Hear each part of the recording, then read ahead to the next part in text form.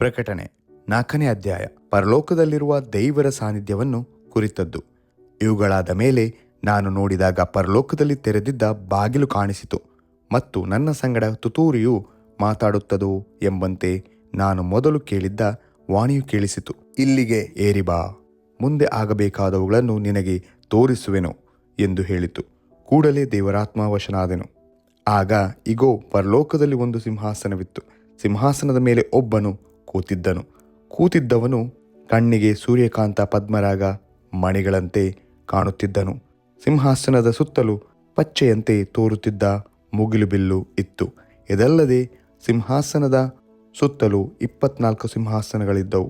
ಆ ಸಿಂಹಾಸನಗಳ ಮೇಲೆ ಶುಭವಸ್ತ್ರ ಧರಿಸಿಕೊಂಡಿದ್ದ 24 ಮಂದಿ ಹಿರಿಯರು ಕೂತಿದ್ದರು. ಅವರ ತಲೆಗಳ ಮೇಲೆ ಚಿನ್ನದ ಕಿರೀಟಗಳಿದ್ದವು. ಸಿಂಹಾಸನದೊಳಗಿಂದ ಮಿಂಚುಗಳು, ವಾಣಿಗಳು, ಗುಡುಗುಗಳು ಹೊರಡುತ್ತವೆ. ಅದರ ಮುಂದೆ ದೇವರ 7 ಆತ್ಮಗಳು ಸೂಚಿಸುವ 7 ದೀಪಗಳು ಉರಿಯುತ್ತಿದ್ದವು. ಇದಲ್ಲದೆ ಸಿಂಹಾಸನದ ಮುಂದೆ ಸ್ಫಟಿಕಕ್ಕೆ ಸಮಾನವಾದ ಗಾಜಿನ ಸಮುದ್ರವಿದ್ದ ಹಾಗೆ ತೋಚಿತು. ಸಿಂಹಾಸನದ ಮಧ್ಯದಲ್ಲಿ ಅದರ 4 ಕಡೆಗಳಲ್ಲಿ 4 ಜೀವಿಗಳಿದ್ದವು. ಅವುಗಳಿಗೆ ಹಿಂದೆ ಮುಂದೆ ತುಂಬಾ ಕಣ್ಣುಗಳಿದ್ದವು.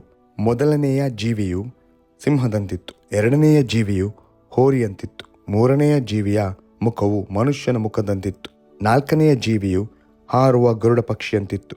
ಆ 4 ಜೀವಿಗಳೊಳಗೆ ಒಂದೊಂದಕ್ಕೆ 6 ರೆಕ್ಕೆಗಳಿದ್ದವು. ಆ ಜೀವಿಗಳಿಗೆ ಸುತ್ತಲೂ ಒಳಗೂ ತುಂಬಾ ಕಣ್ಣುಗಳಿದ್ದವು.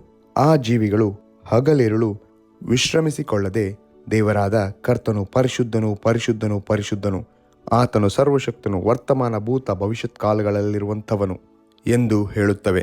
ಯುಗಾಂತರಗಳಲ್ಲಿಯೂ ಜೀವಿಸುವವನಾಗಿ ಸಿಂಹಾಸನದ ಮೇಲೆ ಕೂತಿರುವಾತನಿಗೆ ಆ 4 ಜೀವಿಗಳು ಪ್ರಭಾವಮಾನ ಕೃತಜ್ಞತಾಸ್ತುತಿಗಳನ್ನು ಸಲ್ಲಿಸುವಾಗೆ ಆ 24 ಮಂದಿ ಹಿರಿಯರು ಸಿಂಹಾಸನದ ಮೇಲೆ ಕೂತಾತನ ಪಾದಕ್ಕೆ ಬಿದ್ದು ತಮ್ಮ ಕಿರೀಟಗಳನ್ನು ಸಿಂಹಾಸನದ ಮುಂದೆ ಹಾಕಿ, ಕರ್ತನೇ, ನಮ್ಮ ದೇವರೇ, ನೀನು ಪ್ರಭಾವಮಾನ ಬಲಗಳನ್ನು ಹೊಂದುವುದಕ್ಕೆ ಯೋಗ್ಯನಾಗಿದ್ದಿ. ಸಮಸ್ತವನ್ನು ಸೃಷ್ಟಿಸಿದಾತನು ನೀನೆ.